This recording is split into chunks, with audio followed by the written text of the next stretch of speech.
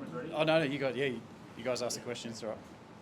Like, how hard was it yesterday for the board to get as one to make this decision? I think a lot of us felt it was imminent whenever.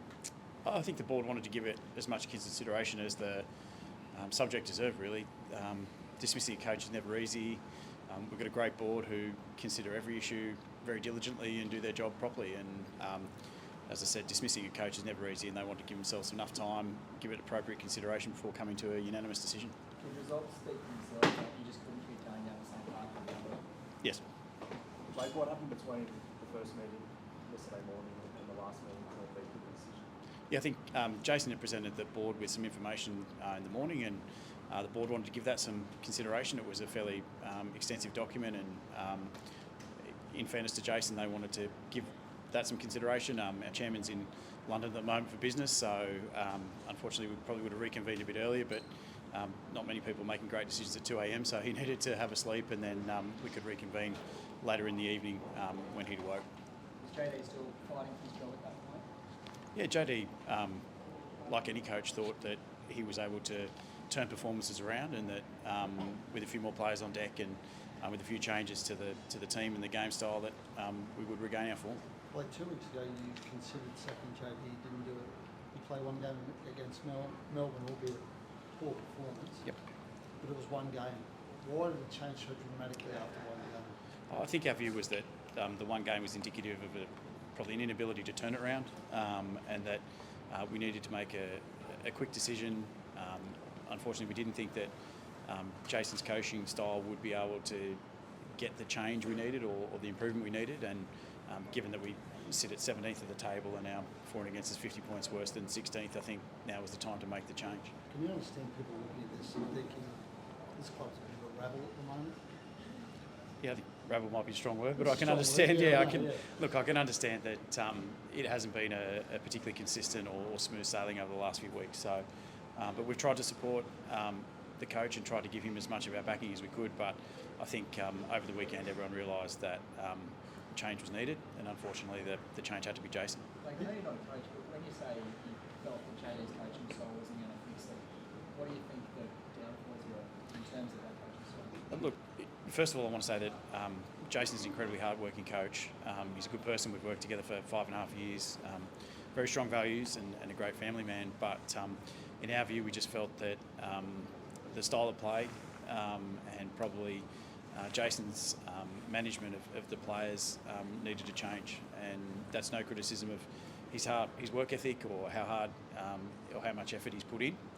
But we just felt that we needed a change in management. His agents came out this morning and said he was treated poorly, treated shabbily, that he responded. I don't agree.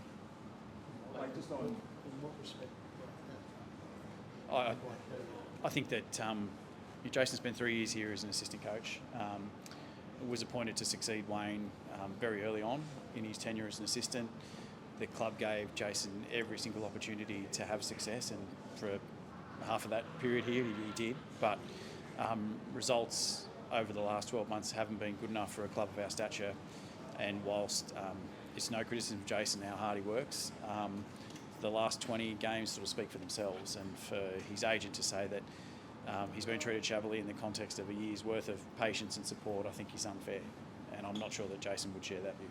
Like, when you talk about the management of players, can you just clarify that? Are you referring to stuff last year about management of high-profile players? No, I'm talking about the whole of the squad and ensuring that every player in the squad can perform at their best on the NRL stage. Blake, had Jason lost interest? No. So you were confident all players still winning the coach? Yep. Did you consult behind it? No. You spoke with the players this morning about this here? No. Straight after this, I'm going in to speak to the players.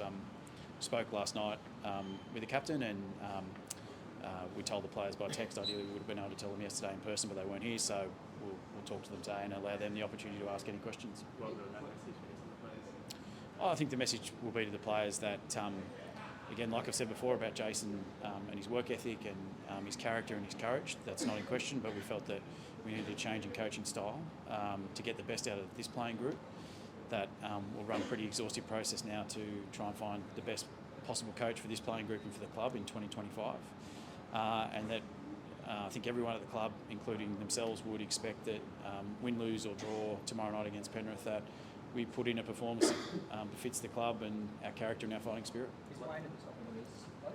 Wayne's one of the coaches that we'll talk to. Wayne had great success here, left the club on very good terms, and we'll speak to Wayne, and if he's available and interested, certainly we'll progress that. Have you spoken to him yet? No. What do you want in your next coach? I think we want someone who fits this playing group and can get the best out of them.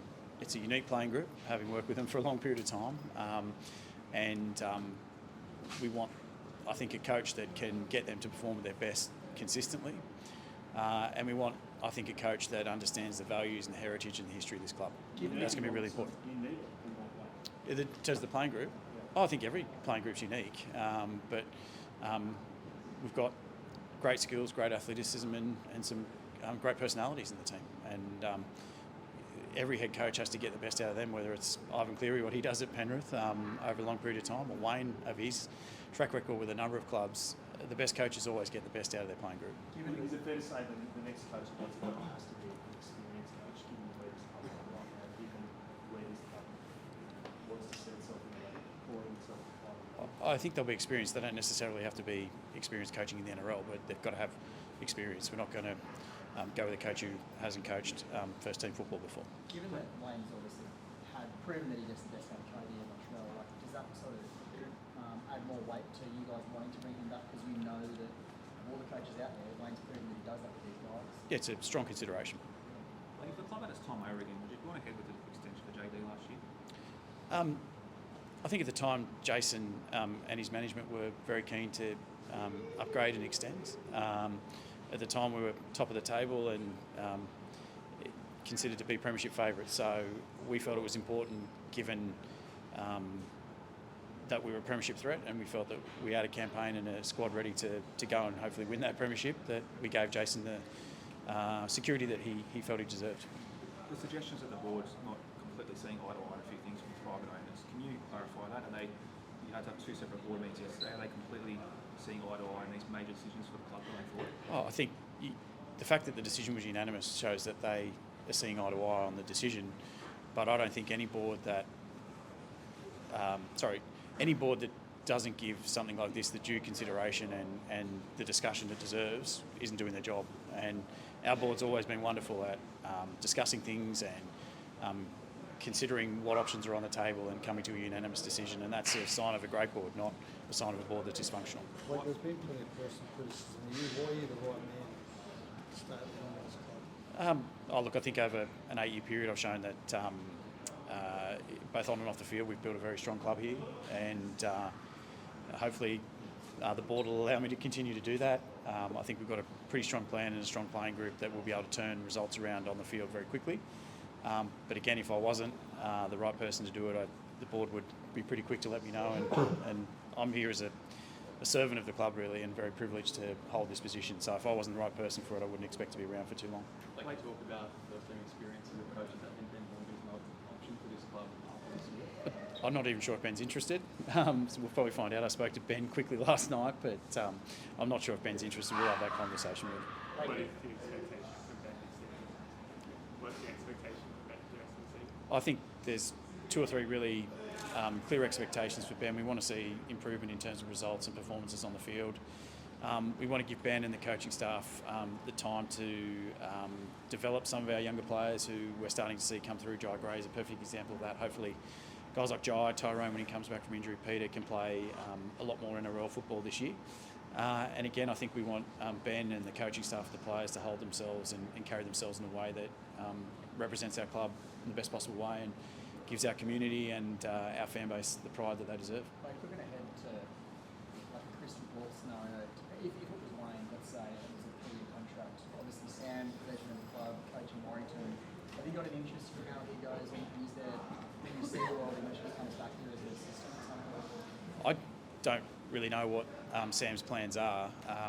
Sam, I think, has a 2-year contract at Warrington, and we'd have built up a lot of respect for Simon and Stuart and Carl and the group at Warrington and the team, so we wouldn't want to disrupt that. And my view is it's Sam's opportunity to show the world that he can coach, and we wish him every success with that.